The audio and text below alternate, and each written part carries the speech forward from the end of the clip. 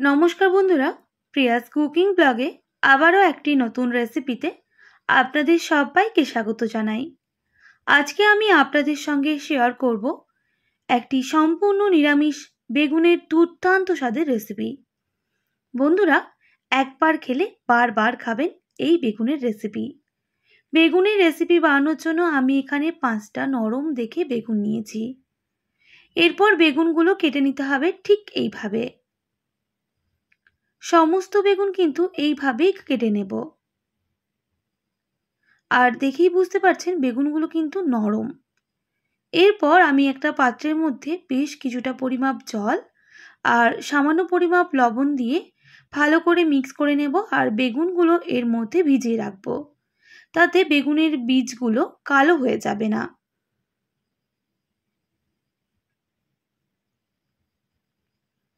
এরপর আমি নিয়েছি মিডিয়াম সাইজের 5টা আলু।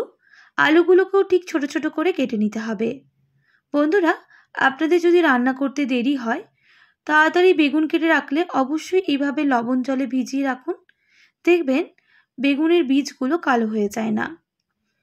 আলুগুলো কেটে নিয়েছি। এবার 3 থেকে 4 বার জল পাল্টে পরিষ্কার করে ধুয়ে নেব। আর এদিকে যে বেগুনটা লবণ জলে ভিজিয়ে রেখেছিলাম, বেগুনগুলো 2 থেকে 3 বার জল পাল্টে ধুয়ে নেব। দেখুন বীজগুলো কিন্তু একেবারেই কালো হয়ে যায়নি। আর যদি বেগুনের মধ্যে কোনো রকম পোকা থেকে থাকে সেক্ষেত্রে বেরিয়ে যাবে। এবার দিয়ে দেব স্বাদ অনুযায়ী লবণ আর সামান্য হলুদের গুঁড়ো। বেগুনের সাথে খুব ভালো করে মিক্স করে নিতে হবে।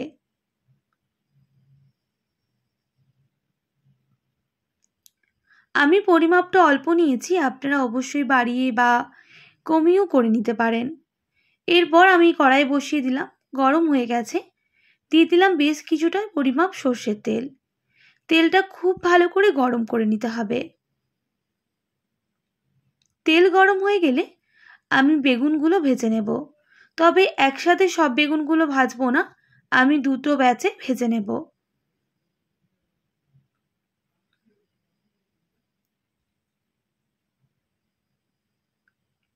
বেশ কিছুক্ষণ হাই ফ্লেমে ভেজে নেওয়ার পর গ্যাসের ফ্লেমটা মিডিয়ামে করে আমি ঢাকনা দিয়ে ঢেকে দিচ্ছি। আর এর জন্য একটা মশলা রেডি করে নেব। মিক্সিং জারের মধ্যে নিয়ে নেব কয়েক টুকরো আদা,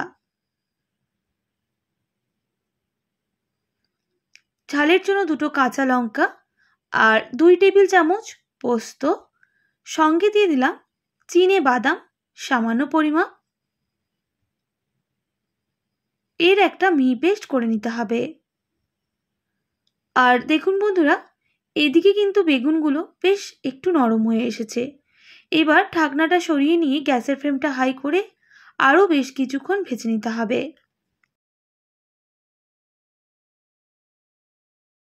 দেখুন বন্ধুরা, আমি বেগুনগুলো ভেজে নিয়েছি। এবার তেল ঝরিয়ে নামিয়ে নিচ্ছি।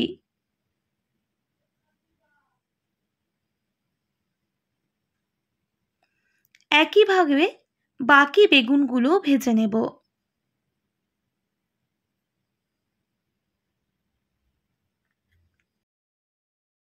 বেশ কিছুক্ষণ ভেজে নেওয়ার পর আবারও ঢাকনা দিয়ে ঢেকে দিচ্ছি প্রায় 2 মিনিট মতো।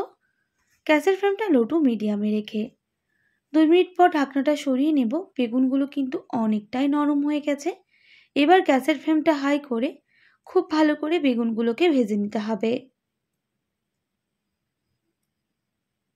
দেখুন বন্ধুরা, বেগুনগুলো ভাজা হয়ে গেছে। তেল ঝরিয়ে এই বেগুনগুলোকেও নামিয়ে নিতে হবে।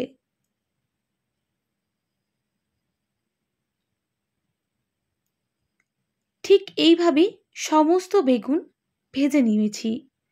এরপর ওই তেলের মধ্যে দিয়ে দেব কেটে রাখা আলু।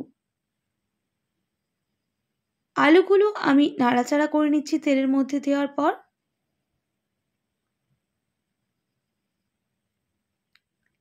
এরপর আলুর মধ্যে দিয়ে দেব স্বাদ মতো লবণ আর সামান্য হলুদের গুঁড়ো। আবারও মিক্স করে নিয়ে বেশ কিছুক্ষণ আলুগুলোকে ভেজে নিতে হবে।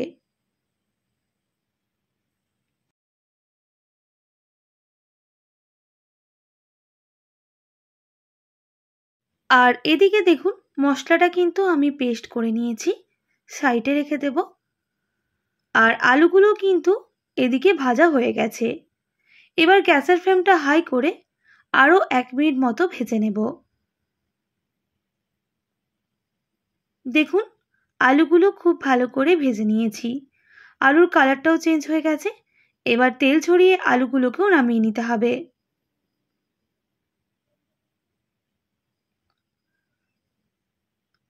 আবারও ওই তেলের মধ্যে দিয়ে দেব জিরা আর সামান্য কালো জিরে,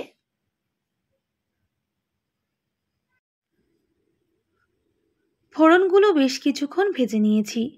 এবার দিয়ে দিতে হবে একটা মিডিয়াম সাইজের টমেটো কুচি। টমেটো কুচিগুলো একটু ভেজে নেব।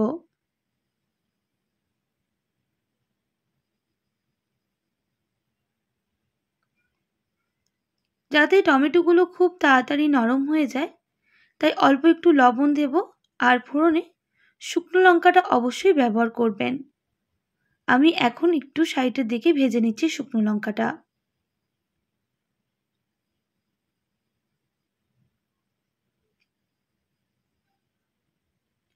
আবারও টমেটোর সাথে মিক্স করে নিচ্ছি, যাতে টমেটোগুলো খুব তাড়াতাড়ি নরম হয়ে আসে।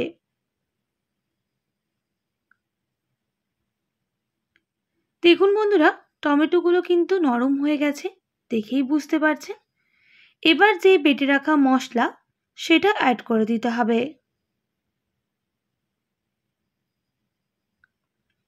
আর মশলার সাথে মিক্স করে নিচ্ছি, তবে গ্যাসের ফ্লেমটা মিডিয়ামে রেখে।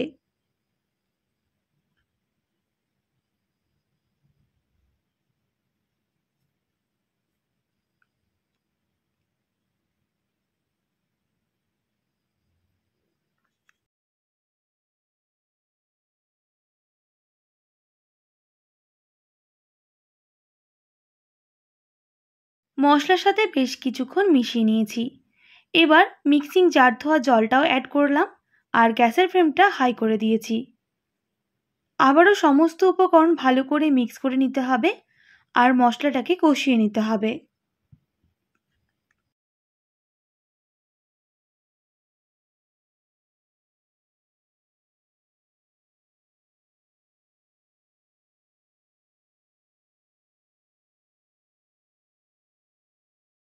প্রায় 1 মিনিট মতো আমি মশলাটাকে কষিয়ে নিয়েছি। এবার দিয়ে দেব কালারের জন্য সামান্য কাশ্মীরি লঙ্কার গুঁড়ো, সামান্য হলুদের গুঁড়ো, সামান্য জিরে গুঁড়ো। এবার অল্প একটু জল দিয়ে দেব, যাতে মশলাগুলো পুড়ে না যায়। আবারও মিক্স করে নিয়ে মশলাটাকে খুব ভালো করে কষিয়ে নিতে হবে। গ্যাসের ফ্লেমটা হাই করে আমি মিক্স করে নিচ্ছি।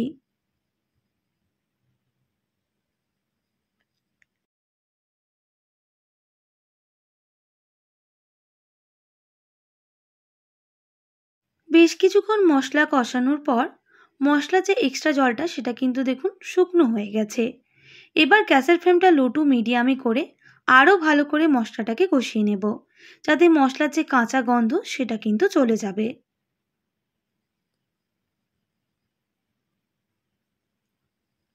যে কোনো রান্নায় মশলা খুব ভালো করে কষিয়ে নিলে খেতেও ভালো লাগে, আর মশলার যে কাঁচা গন্ধটা সেটাও কিন্তু চলে যায়।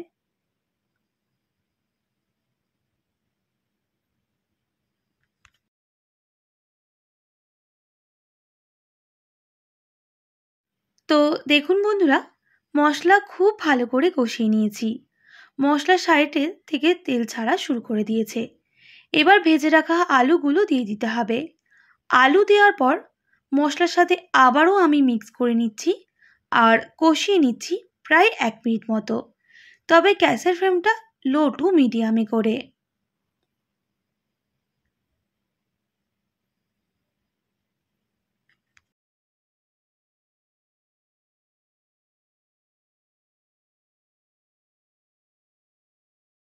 মশলার সাথে আলু 1 মিনিট মতো কষিয়ে নিয়েছি।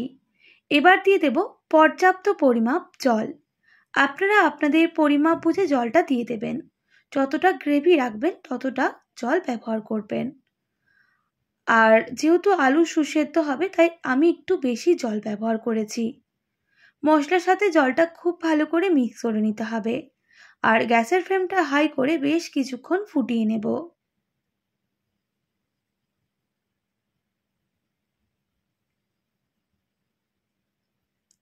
প্রায় 1 থেকে 1.5 মিনিট মতো ফুটিয়ে নেওয়ার পর দেখুন ঝোলটা কিন্তু অনেকটাই কমে এসেছে আর শুকনো হয়ে গেছে।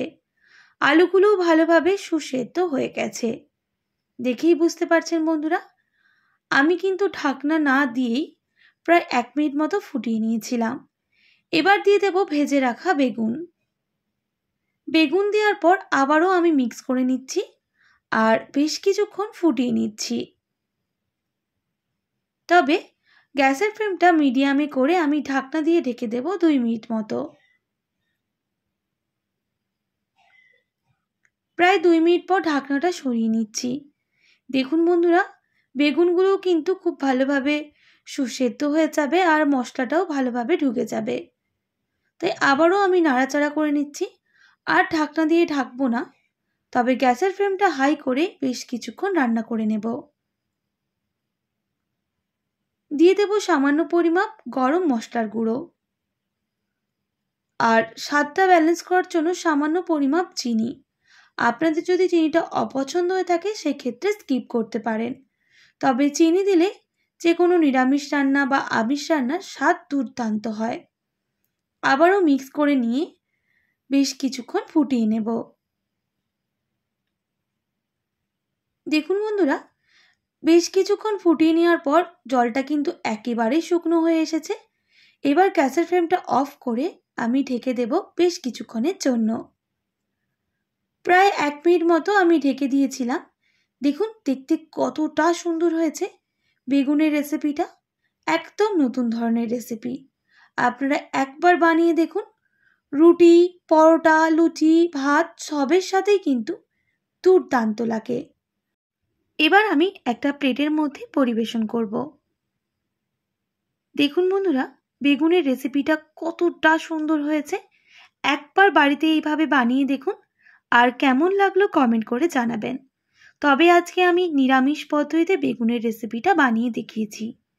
আশা করি আজকের সহজ সরল রেসিপি আপনাদের ভালো লেগেছে। ভালো লেগে থাকলে অবশ্যই একটি like, comment, share and subscribe করে দেবেন। পাশে থাকা বেল আইকনটিও প্রেস করবেন, তাহলে নিত্য নতুন রান্নার ভিডিওগুলি আপনাদের কাছে পৌঁছবে। যারা ফেসবুক থেকে দেখছেন অবশ্যই একটি লাইক অ্যান্ড ফলো করে দেবেন।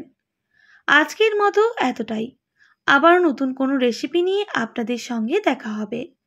আপনারা ভালো থাকবেন, সুস্থ থাকবেন আর এতক্ষণ আমার সঙ্গে থাকার জন্য আপনাদের সবাইকে অনেক ধন্যবাদ।